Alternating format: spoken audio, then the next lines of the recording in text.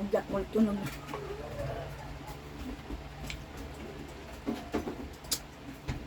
Pagkatakbil ko tansyon ng largo ko doon. Niyasalo ko rin ko sa ng bulat. Pupurutong ko na kapapagod ang bulok. Ano ko rin? Nasira na pala. Dapat tinatalian mo. Panit mga langka. Time out muna, time out sa pag-iimay. Mabigat. Ako inaantok na.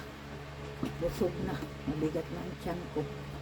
Saka kakain habang naghihimay.